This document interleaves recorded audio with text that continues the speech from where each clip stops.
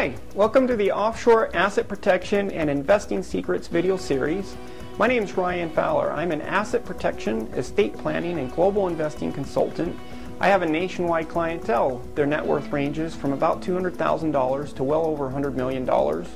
I'm the co-author of Asset Protection in Financially Unsafe Times. It's co-authored with Dr. Arnold Goldstein. It is one of the best-selling asset protection books on Amazon.com, and it is the best reviewed book in its class on Amazon.com.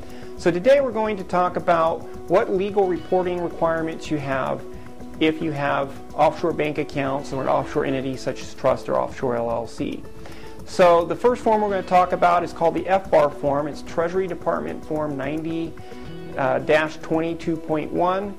If you have more than $10,000 offshore, this is any financial account, and this is in the aggregate. If you have 3 bank accounts with $3,500 each in them, you've exceeded that $10,000 threshold, and you need to file this report by June 30th of each year.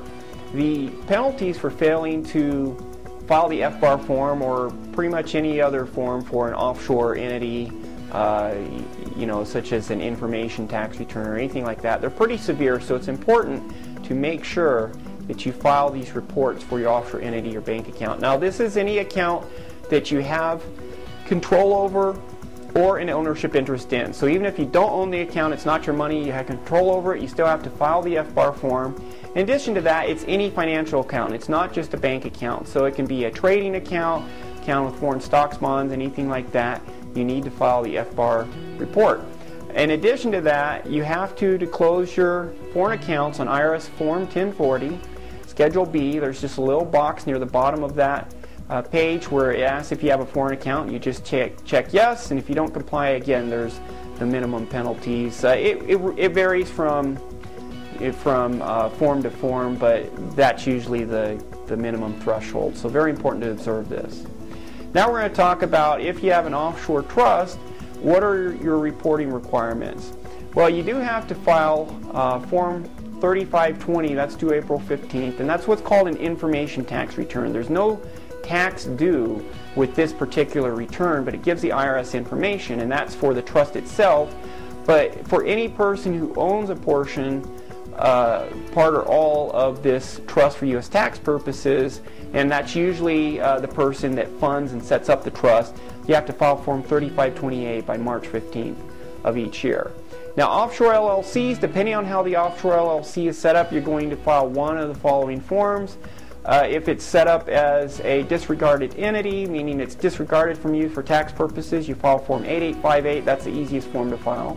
If the offshore LLC is taxed as a foreign partnership, then it files Form 8865.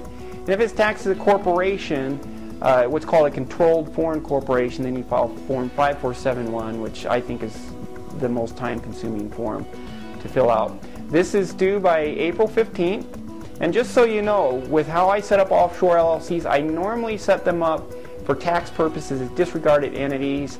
They're the easiest forms to file out, and you sidestep all these potential tax complications.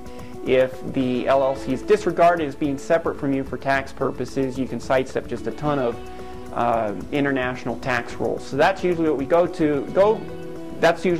for, and you file Form 8832 to select disregarded entity tax status for your offshore LLC.